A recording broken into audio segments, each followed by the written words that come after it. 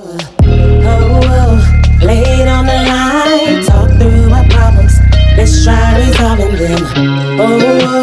Should we even try? Meet me halfway, and I'll give you time. Hey y'all, welcome back to Lay It on the Line. It's your girl Jameelah, and we're going to continue off with stepping into womanhood with our special guest, Miss Brandi. Hi. Hey Brandi, how you doing? Doing pretty good. How are you? Good. Welcome back. Thank you. Thank you. So we learned so much about you last time on our talk about stepping into womanhood. We did get a lot of people that reached out to me, and they were telling me how they were very, interested in the topic. And I was like, you know what? Let's just continue the conversation, because a lot of women, they don't think about how it was when they were children, when they're raising their children. And not just children, but specifically their daughters. Yes. So I think it's just really healthy for not just the mom or the dad to hear our conversations, but them to sit down, pull up the YouTube on their TV, and let their daughters hear. That way, if it's some questions that their kids might have, they might feel comfortable in watching it. Or maybe they can hear how your experience was or how my experience was. And then they be like, okay, well, I didn't want to ask my mama this question, but that's a question that I wanted to know the answer to. Right. So I'm all about, giving people positive information and feedback in any way. And that's why I encourage people. I'm encouraging you guys, if there's any topic that you want to hear on Lay It on the Line, you can inbox me on Facebook. It's Jameelah Osazi. And drop your question in my DM or drop your topic in my DM. And I'll be more than happy to share my experience or have a special guest on that can share their experience. So, Brandi, on last week's conversation, we did talk about stepping into womanhood, and you were telling us about how you didn't feel like you got the knowledge that you needed about certain things. And I did ask you if you could go back to your younger self and give your younger self some advice. Do you remember what you told me?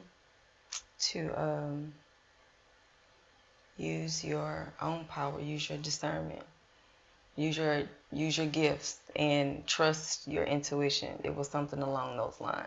Okay. Yeah.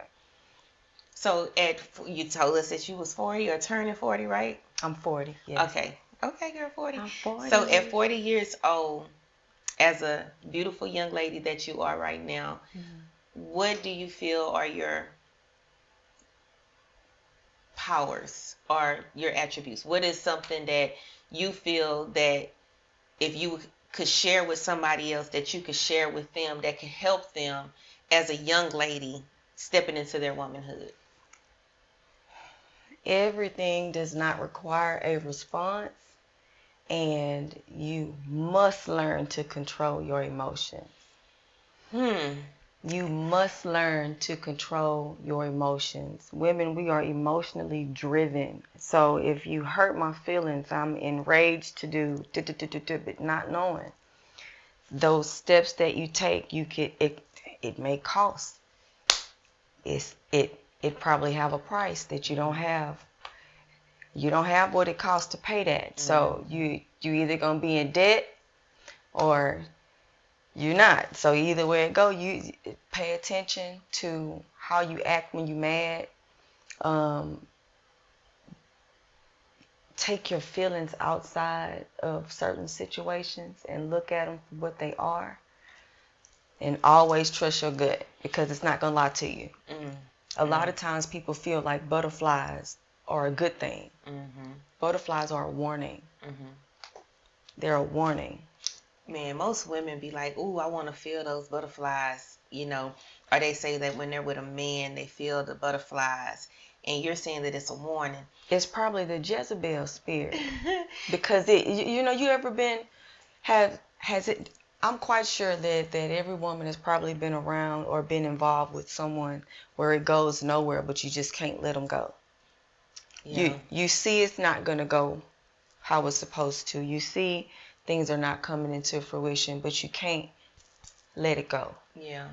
Your feelings are, your feelings are attached or whatnot. If you had the ability to turn that off and look at it for what it is this serving me? Is this providing a safe space for me? Is this doing something positive for me? If not, then let it go and actually be able to let it go and walk So away why do you from think it. it is that a lot of times, typically in relationships, and not just in young girls, but in grown women, you're in a toxic relationship? And when I say toxic, it's unhealthy. You're crying. Maybe he cheated on you or he put his hands on you. And you feel like, well, we've been together for 2 years. We've been together for 3 years. We have history together. But you know that you're not happy. But for some reason, in my heart, I love him and I just can't let it go. You have low self-esteem. You think that's what it is? Because a lot of That's times, exactly a lot what of it is. people do that. And it stems to how you feel about yourself. No matter where you come from or whatnot, if you put, first of all, 2 years with a person is not history. But don't you hear that? You Yes. don't have no homegirls that said that before? Yeah, you know, I don't, it's really a comfortability thing. It's not the person, it's the fact that I don't want to go through all of this other extra stuff to get to this point with another person. I'm not comfortable enough to go out and pursue anybody else. I'm comfortable, I just want you to be right. Why you just can't be right? There you go, trying to change somebody. And how When they already successful showed you exactly what they are. Mm-hmm. We have to look at things for what they are and make a decision based on what you currently see, not what you are imagining. Mm-hmm. You are all on cloud nine, That's thinking those about emotions. marriage and doing this and doing that and going on trips, and you don't even know this boy mama. You don't even know how he act when he get mad.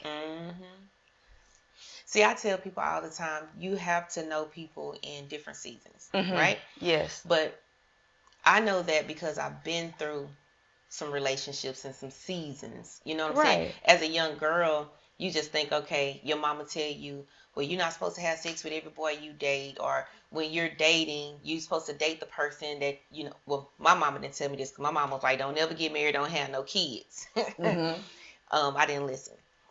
But, of course, right? But typically, at least with the girls that I grew up around, that was the mentality. You're dating with a purpose. You're dating this person because you want to get married and you want to have kids, and you don't want to have bodies. You don't want to have multiple partners. So sometimes people get in these what they call relationships, and they think like, well, we just gonna make it work. But you see that this person is not capable of giving you the love and attention and affection or the respect that you feel you deserve, but you steady try to change that person and make them be who you want to be, who you want them to be, and all these years go by, and now you feel like, well, we've been together all this time, but at some point, you have to know I deserve better, and you have to let them go, and then you need to find what it is that you're really looking for. But I think people don't know what they're looking for.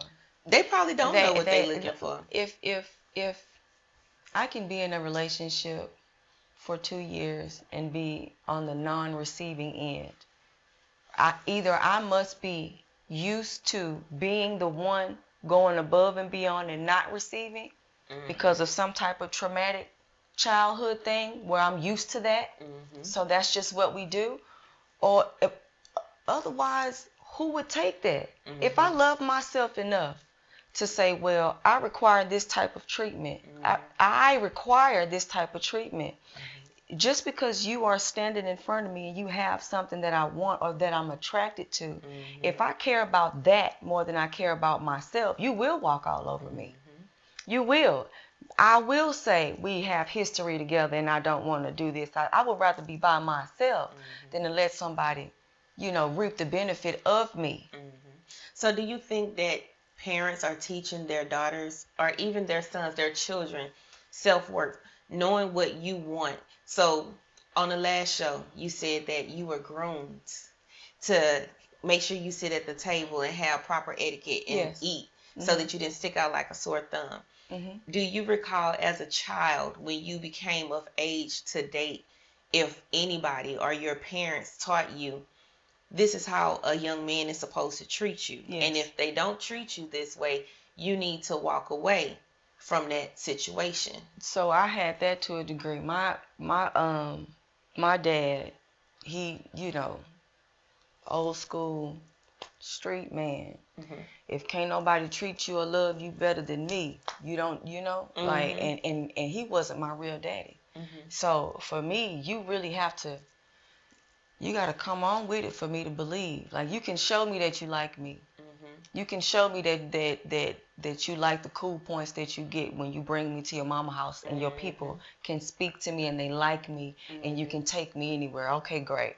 But if you're not gonna treat me like what I am, then why would I subject myself to that? I have to have some type of issue with my self-esteem to take that for so long, just because I want a relationship, or just because I spent 36 months with somebody, or just because like, it doesn't make sense to me when you take your feelings outside of it.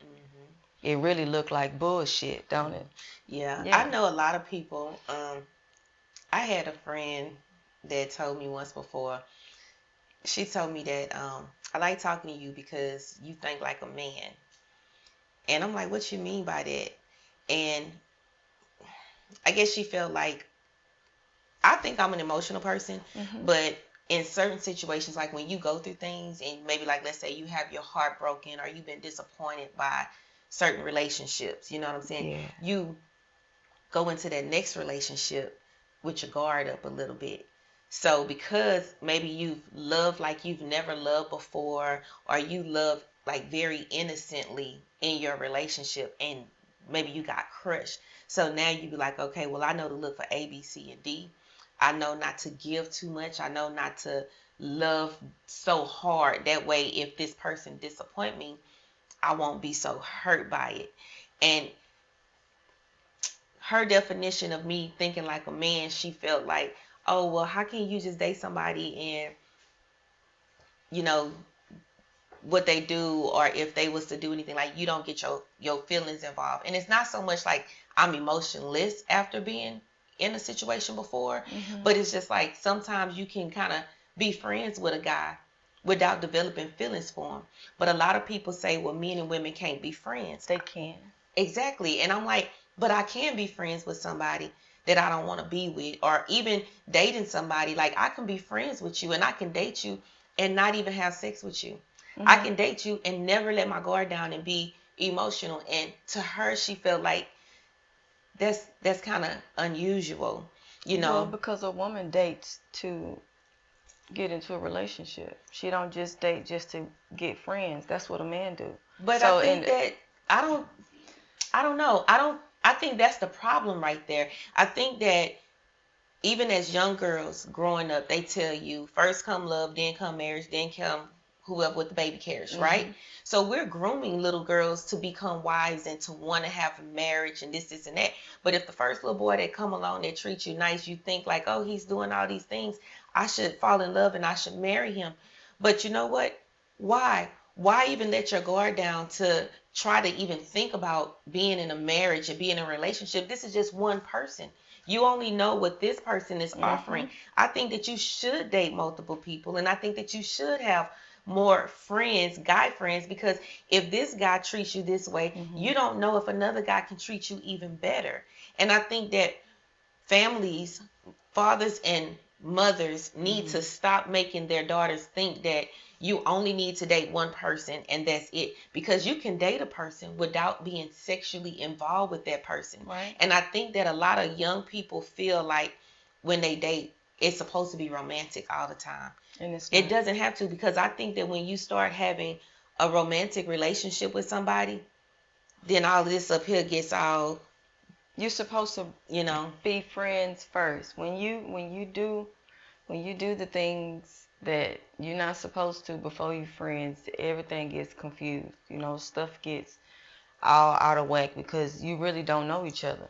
Yeah. You're just going off of, oh, I'm attracted to you, you attracted to me, we're having a good time right now, so we want to live in this space for forever, and that's not not likely at all. Yeah, so I don't really I think that I kind of think like a man too. Like I I can be hurt. And I could, because at the end of the day, I'm a lady, I'm a woman. So my feelings get hurt. But at the end of the day, I'm worth way more than driving by your house because you didn't, trying to make you do something that you don't want to do, or trying to be something or show you something that you don't already see out the muscle. Like, to me, when people do that, you have when people go above and beyond for a person that they do not know, right? That's a self thing. You don't even know who you are.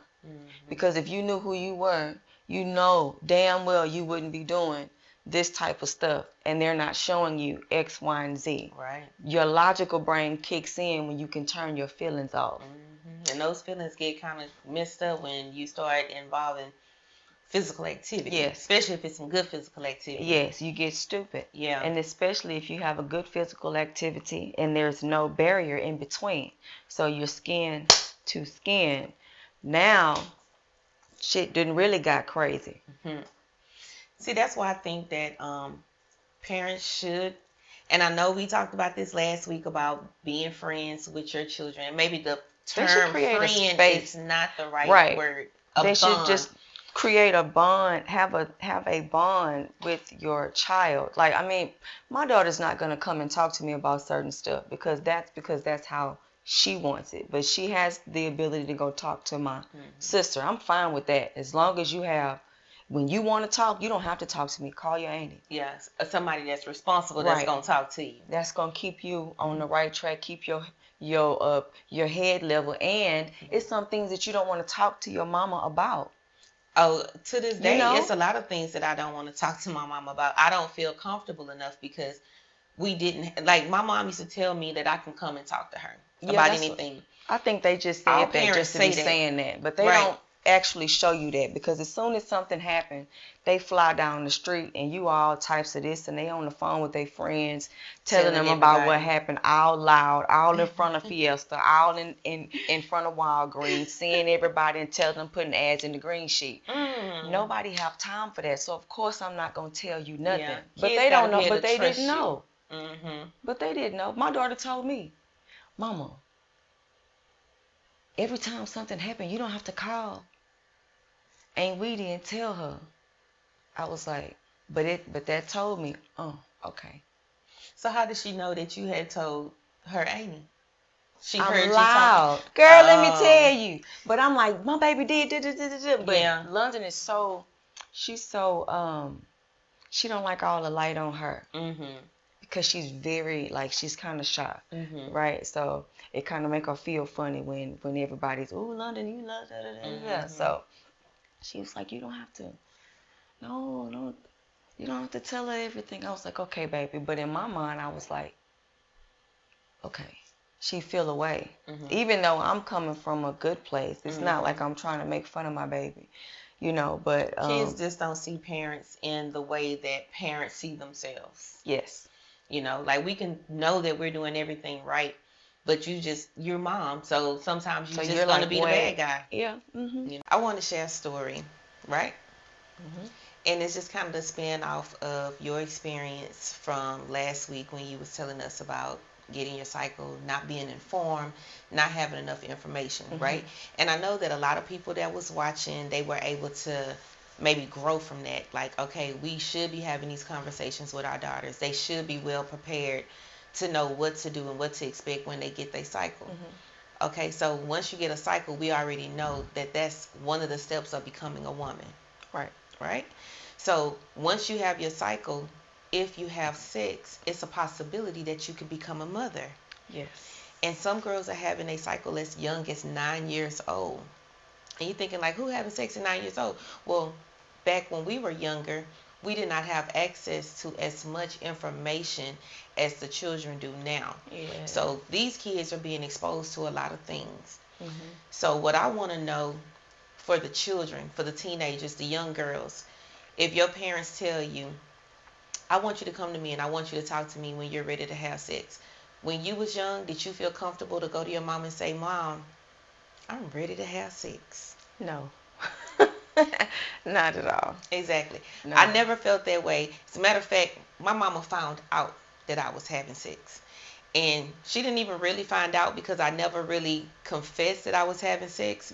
What happened was, and she probably gonna watch this and hear this story, and maybe she remembered the way that I'm finna tell it, but this is my story and this is how I remembered it. I used to drink a lot of soda. Reason why I don't drink soda now. And I ended up with a bladder infection. Mind you, this story took place when I was a senior in high school. I started having these real bad stomach pains, and then I was throwing up, and my mama took me to the doctor, and of course she thought, I know this little girl ain't pregnant, because when somebody throwing up, the first thing you gonna think is she must be pregnant. We go to the doctor. I'm underage. I might not have been 18. I had to be 17, and the nurse was still in the room, and they were asking me, have you had sex? Are you pregnant? My mom's main thing is don't lie to her. I was terrified to answer that question in front of my mama, but I wasn't educated enough to know about sex. I knew I had sex, and I knew I had sex with a condom, but I'm not finna sit here and say, no, I ain't never had sex, and then when they go take this stuff to the back, they come back and say she pregnant, and then I lied to my mama, and now my mama don't trust me. And I was scared of that. So I sat up there looking stupid like this. And I never did answer that question to this day. So that kind of answered the question. Yeah, you know, course. But I never said it. And come to find out, it was just a bladder infection, right? So we go to the doctor. I mean, we leave the doctor. We go to the pharmacy to pick up my medicine, and we go down the aisle to get to the pharmacy, and the aisle had condoms on it. And my mama tell me, well, since you're having sex, there go you some condoms. You need to get you some condoms. And that was it. My mama didn't take me to go get birth control, even though she knew I had sex. She wanted to know, well, where you having sex at? Because you better not been having sex in her house. You know what I'm saying? But my issue, or my concern, or my feedback to the parents out there, if your daughter tells you or you find out that she's having sex, and you know that it's a possibility that she can get pregnant, she didn't feel comfortable enough to come to you up front and say, hey, I'm ready to have sex. We want our children to feel like they could tell us everything, but realistically, they don't feel that way. They're not that comfortable. You wasn't that comfortable, right? So I feel like at that moment, my mom should have put me on birth control, for the simple fact that you just telling me, well, you ain't supposed to be having sex and you better not do it again. Well, I knew I wasn't supposed to be having sex when I had sex, and I still did it, and I was just lucky that I didn't get pregnant. So why would you leave that risk in my hands? You're the responsible adult. Why not put me on birth control? Oh, because if I put you on birth control, that's saying that I condone you having sex. And it's like, I know that you're not condoning me to have sex, but you're being responsible, because just in case my hard-headed ass go out there and have sex again, at least now you know that I'm not bringing a baby home and be stuck at home with a baby. So parents, you have to be realistic. Yes, your children are not your friends, but if your daughter gets pregnant, is that baby her responsibility? But she's still your child that's underage, living in your house. That baby coming to your house, when really you could just get off of your high horse and just say, hey, I know she doing it. I don't condone you doing it. I better not find out you doing it. But just in case you be stupid and slick enough to go do it, at least I know that you're not going to get pregnant and bring a baby back home. Right. So how can we as mothers or as parents get to a level where our children feel comfortable enough to really come and tell us, hey, I know I'm not supposed to be having sex, but I think that I'm ready. And just in case I do have sex, I want to be protected to make sure that I don't get pregnant.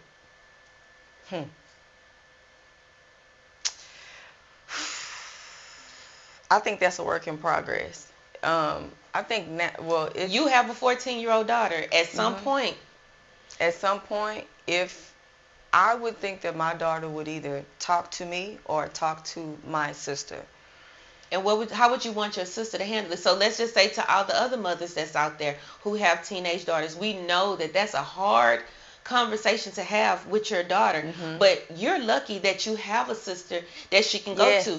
So now, what would your sister? How would you want your sister to respond to that?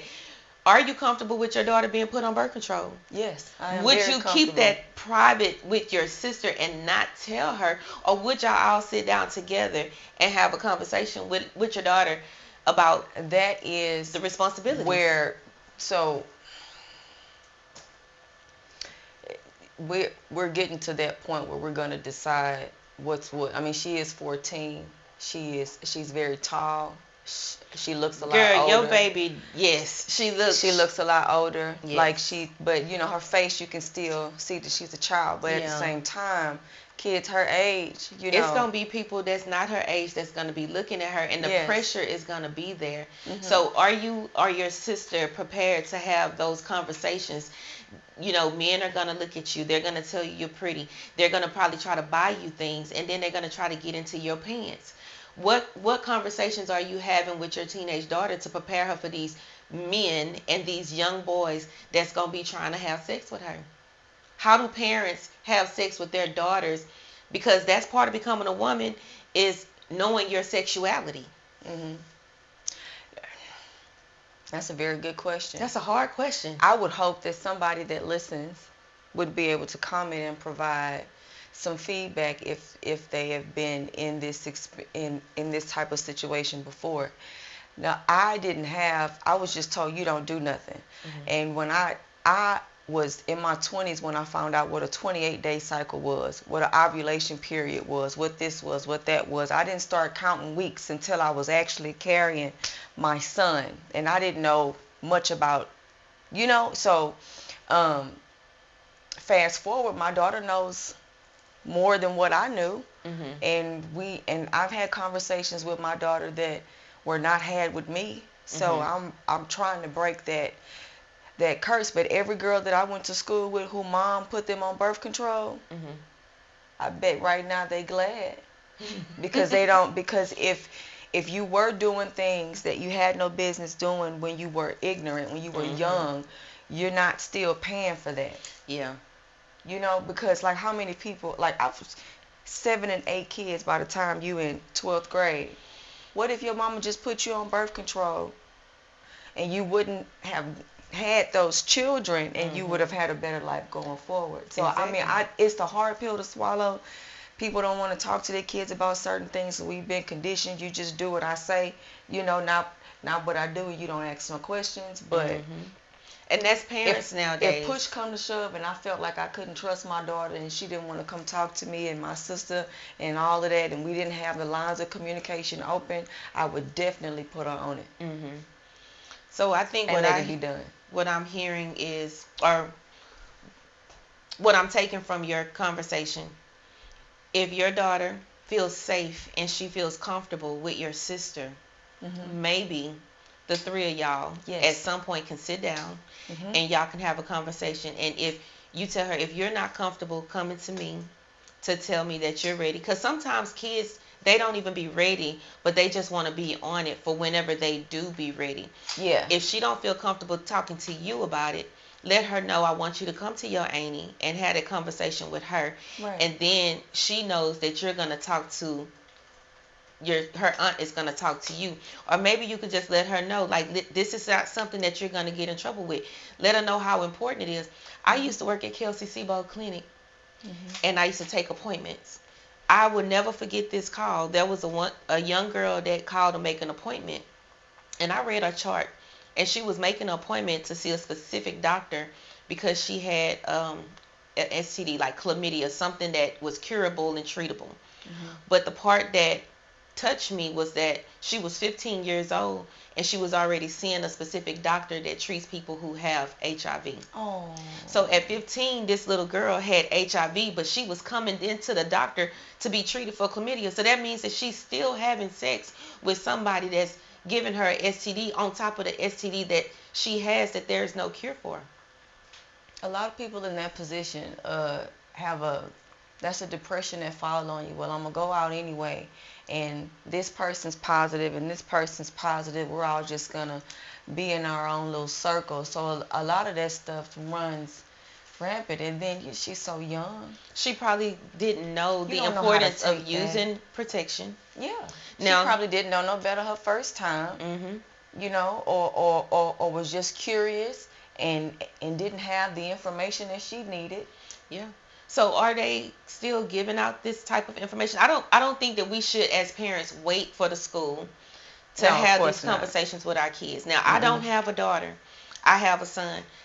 That joker don't listen to nothing I say. I could say go left, he gonna go right. Now, when he was in middle school, and boys, I'm pretty sure girls are on the same level. They all thinking the same now. Little girls don't think like how you think that they think. They are very much advanced these days. And off camera, I'm going to tell you a story why I know this for a fact.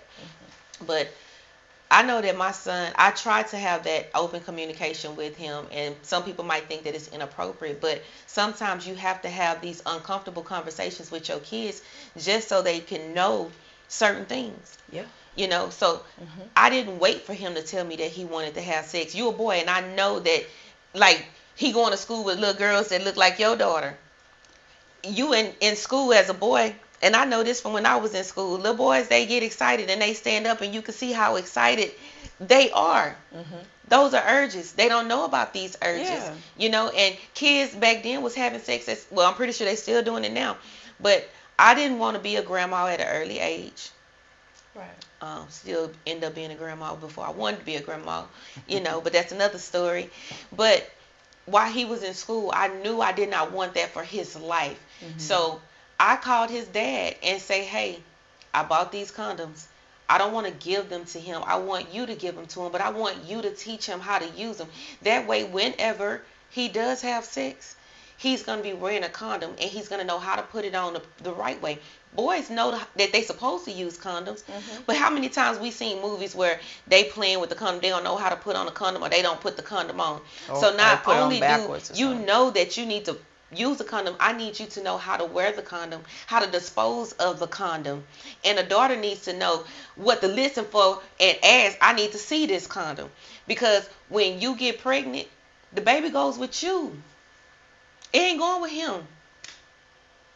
So instead of making kids feel like, oh, you're going to get in trouble, I'm going to kill you, I'm going to beat you, like, be realistic. You're not going to kill your daughter. You're not going to beat, well, some people might beat their daughter. But at the end of the day, that's why a lot of girls don't want to talk to their mama, because they so scared. My mama going to be so mad. You have suicide rate going up, depression. These kids are stressed out because they can't talk to their moms about these decisions. And they know it's wrong. Like me, I knew it was wrong to be having sex, and I still had sex, and I was terrified of my mama. Terrified. But see, I had an ID that said that I was 18. I knew I was scared of getting pregnant. I took myself down to the Planned Parenthood with my fake ID, and I went and got me some birth control. And that's how I got on birth control. So my advice to parents, specifically parents of daughters who don't want to have teen pregnancy as an issue, find someone that your daughter feels comfortable enough with that she can confide in them. I'm not having sex, but I think I'm ready to be put on birth control for when I am ready. So that way, if they don't never come to you and tell you that they are having sex or that they're ready to have sex, at least you're protecting your household from an unwanted pregnancy. Unwanted, unplanned. You know how many girls have kids by their mama boyfriend? Let's talk. I mean, that's another story. We're going to bring that story. We're going to bring Miss Brandi back, and we're going to talk about that too. Yeah, let's talk about that too. And let's also talk about being in competition with your daughters too. Yeah. That part. Yeah. So, Miss Brandi, oh my God, it was such a pleasure having you on the show today. I had a good time again. And I'm going to bring you back. I'll be back. And we're going to talk about the competition. We're going to talk about the inappropriate relationships. We're going to talk about the sexual misconduct when mama bring home a dude and he extra friendly. We're going to talk about that because a lot of people don't believe that children are getting molested by the person in the house. And they are. And they are. Yeah. And they are. And they are. We're going to talk about it. All right, so before we wrap this up, Miss Brandi, anything that you want to say, you want to shout out, you want to leave your contact information, like your social media contact? Social media is Big Brand Beauty. I'm on Instagram. I'm on Facebook as Brandi Joseph, Big B on Facebook as well. Yeah, it's just me. You know, you can find Brandi Joseph anywhere, so I'll be here. All right, so you guys stay tuned. Next week we're gonna bring Miss Brandi back, and we're gonna lay it all on the line. Thank y'all for tuning in. Bye.